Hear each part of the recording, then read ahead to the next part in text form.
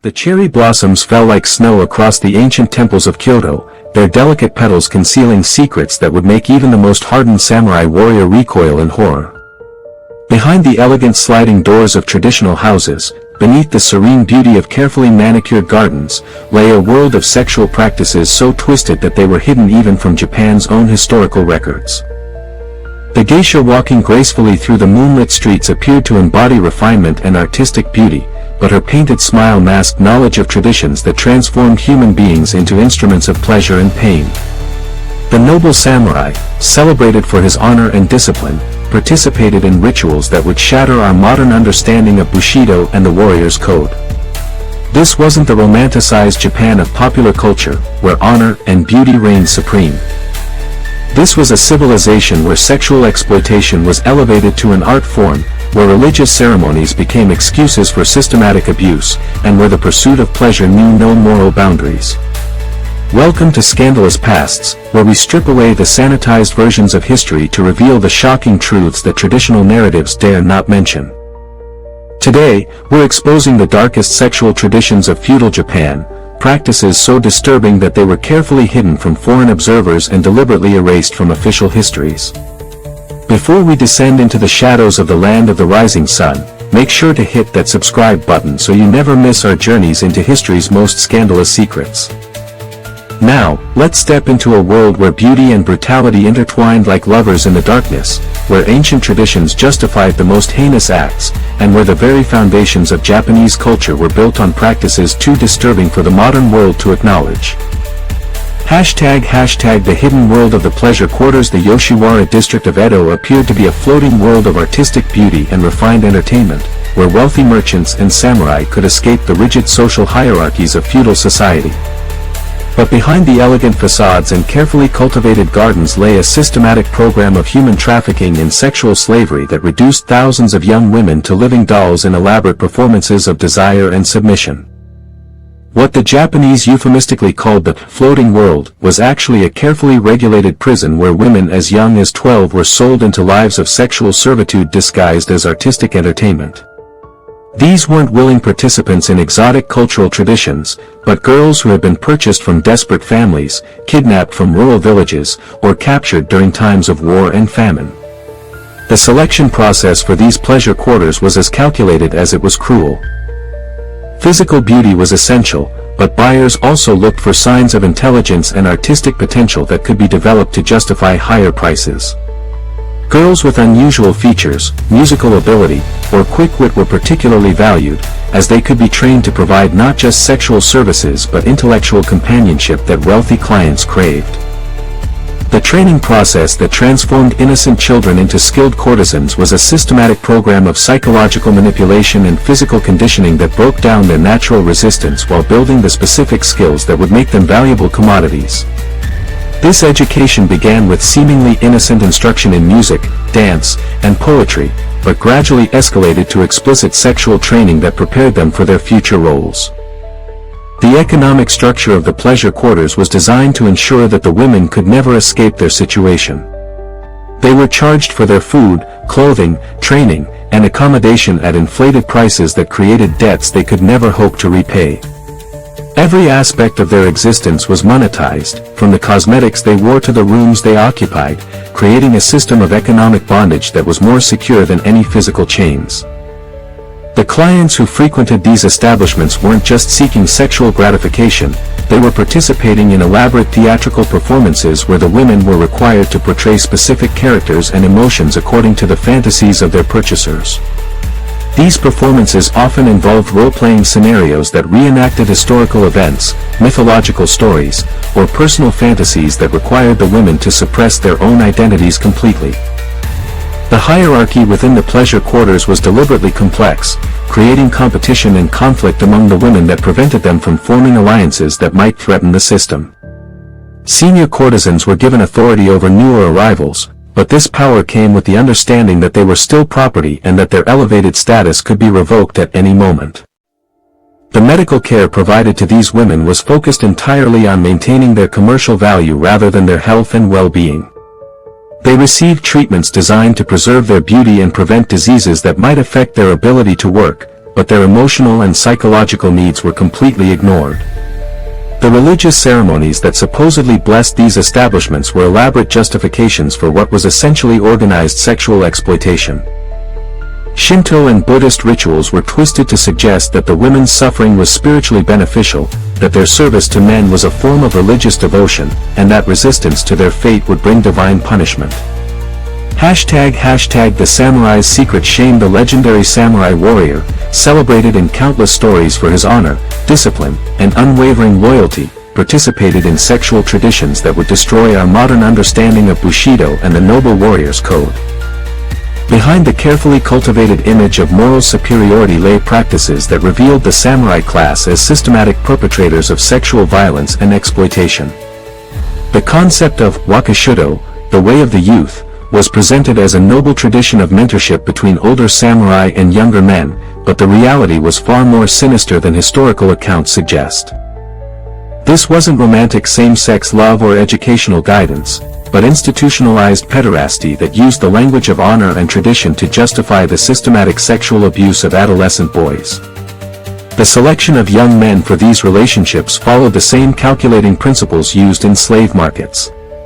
Older samurai evaluated potential partners based on their physical beauty, family connections, and social vulnerability. Boys from poor families or those without powerful protectors were particularly targeted, as they had little recourse if the relationship turned abusive. The training academies where young samurai learned martial arts and military strategy became hunting grounds for predatory older warriors seeking access to vulnerable adolescents.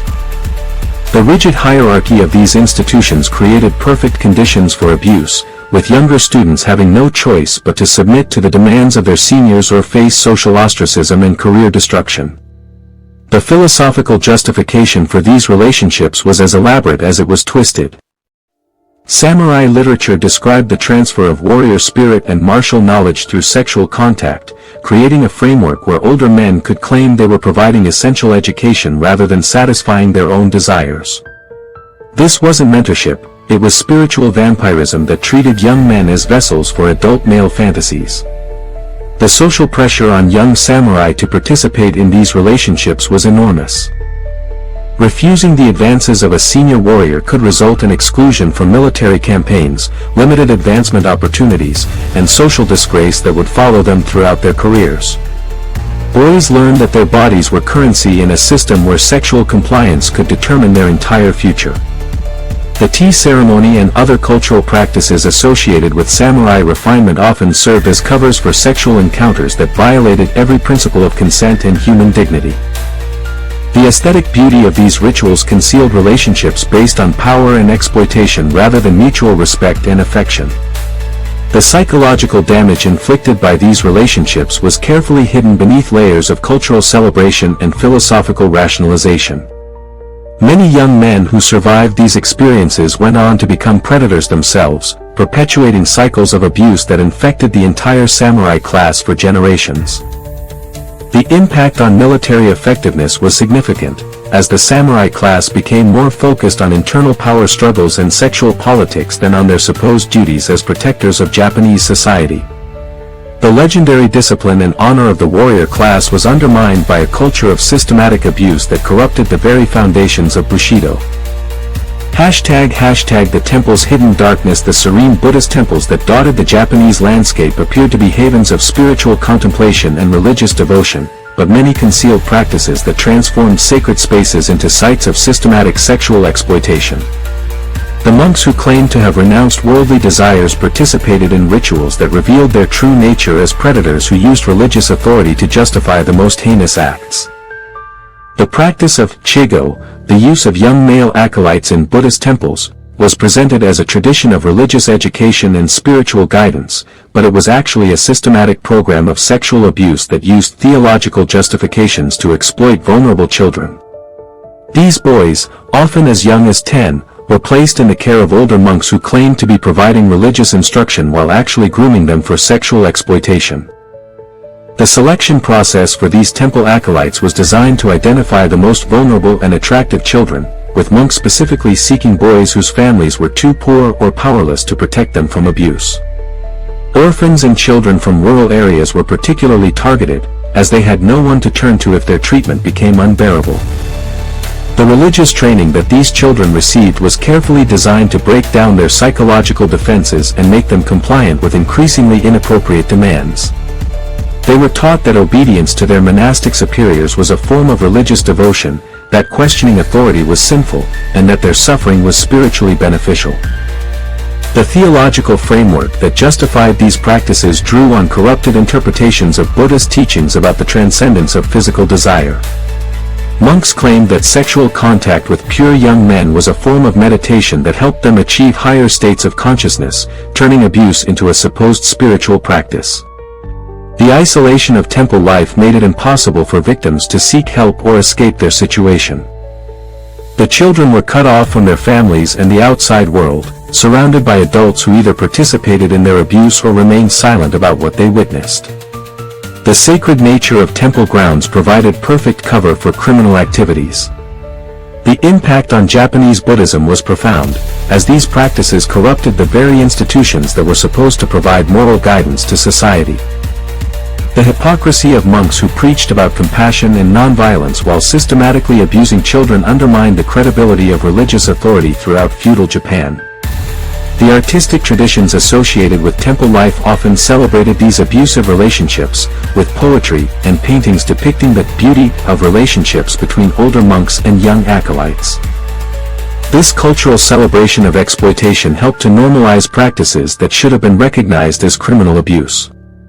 #The geisha's tragic reality. The geisha has been romanticized in Western culture as an empowered woman who used her artistic skills and intelligence to navigate Japanese society with grace and independence.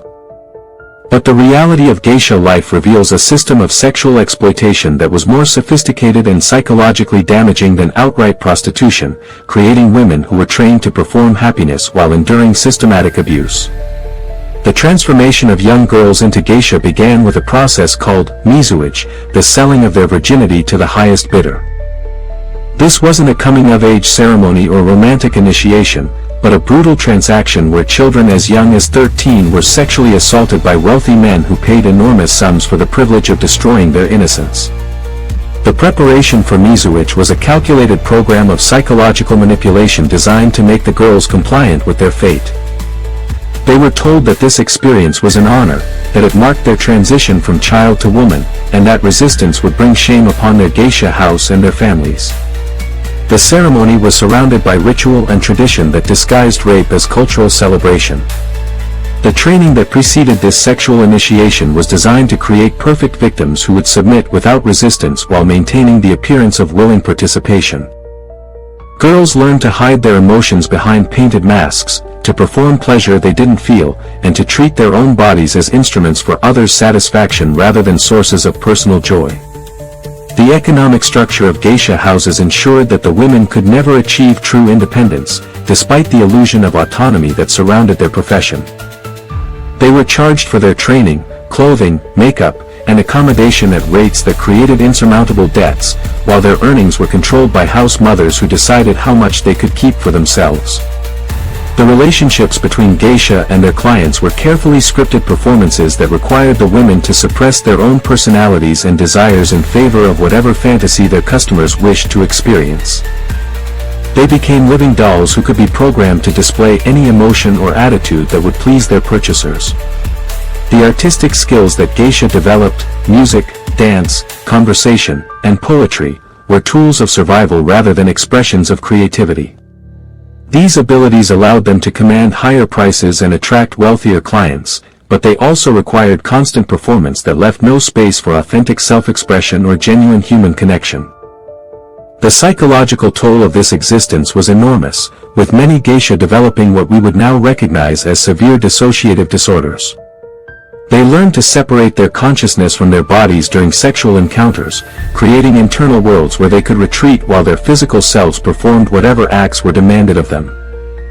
The ritual of seppuku's sexual component. The legendary practice of seppuku, ritual suicide by disembowelment, has been romanticized as the ultimate expression of samurai honor and spiritual purity. But hidden within this tradition were sexual elements that revealed the true nature of a practice that combined death with eroticism in ways that would shock modern sensibilities. The preparation for seppuku often involved sexual rituals that were designed to purify the warrior's spirit before death, but which actually served to satisfy the voyeuristic desires of witnesses who gathered to observe the ceremony. The warrior's final bath, the careful arrangement of his clothing, and the positioning of his body were all choreographed to create maximum aesthetic and erotic impact. The presence of a kaishikunin, the assistant who would deliver the final blow to end the warrior's suffering, added a homoerotic element to the proceedings that was carefully disguised as military necessity. The relationship between the dying man and his assistant often involved intimate physical contact that went far beyond what was required for the practical aspects of the ceremony. The witnesses who gathered to observe seppuku weren't just fulfilling social obligations or showing respect for the dying warrior, they were participating in elaborate death fantasies that combined violence with sexual arousal. The careful documentation of these ceremonies, including detailed descriptions of the warrior's physical appearance and emotional state, reveals an obsession with the aesthetics of male death that bordered on necrophilia. The artistic representations of seppuku in Japanese culture often emphasize the beauty and eroticism of male death, with paintings and poems that celebrated the warrior's final moments in language that was explicitly sexual. These works reveal a culture that had developed sophisticated ways of sexualizing violence and death while maintaining the pretense of spiritual and moral purpose. The impact on Japanese society was profound, as the celebration of beautiful death influenced attitudes toward violence, sexuality, and masculine identity that persisted long after the feudal period ended. The romanticization of suicide as an aesthetic and erotic experience contributed to cultural patterns that continue to influence Japanese society today. #The shogun's private theater. The private quarters of the Tokugawa shoguns were stages for elaborate sexual performances that combined political power with erotic entertainment in ways that revealed the true nature of absolute authority in feudal Japan. These weren't intimate encounters between consenting adults, but carefully orchestrated displays of dominance that used human beings as props in fantasies of unlimited power. The shogun's harem, known as the tuku, was a world unto itself where thousands of women lived in beautiful captivity, competing for the attention of a man who viewed them as interchangeable objects for his pleasure. The hierarchy within this system was deliberately complex, creating conflicts and rivalries that prevented the women from forming alliances that might threaten shogunal authority. The selection of women for the uku followed criteria that prioritized beauty, youth, and psychological malleability over intelligence or character.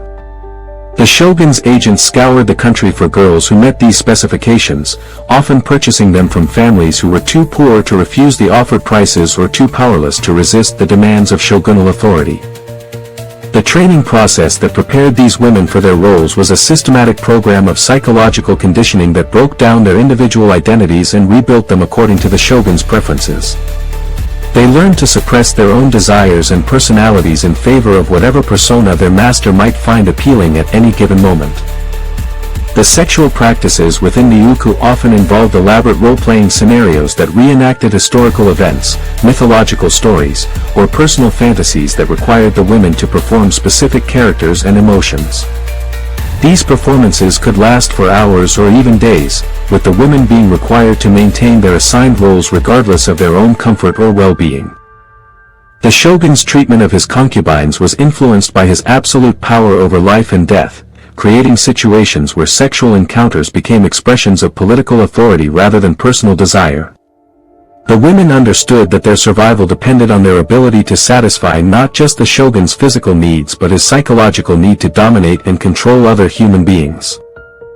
The legacy of beautiful suffering. The sexual traditions of feudal Japan left a legacy that extended far beyond the historical period in which they flourished, establishing patterns of exploitation and abuse that influenced Japanese culture for centuries to come. The sophisticated methods developed for psychological manipulation and control became templates that were applied to other forms of social organization and human relationships. The aesthetic celebration of suffering and submission that characterized these practices influenced Japanese art, literature, and popular culture in ways that continue to shape contemporary attitudes toward sexuality, power, and human relationships. The romanticization of exploitation as beautiful and spiritually meaningful created cultural narratives that normalized abuse while making resistance seem ungrateful or spiritually deficient. The economic systems that supported these traditions established networks of human trafficking and sexual exploitation that persisted long after the feudal period ended. The techniques developed for identifying, acquiring, and controlling vulnerable individuals were refined and passed down through generations of traffickers and exploiters. The psychological insights gained from centuries of systematic abuse contributed to sophisticated understanding of how to break down human resistance and create compliant victims. These methods influenced everything from military training to corporate management, creating systems of control that operated through psychological manipulation rather than physical force.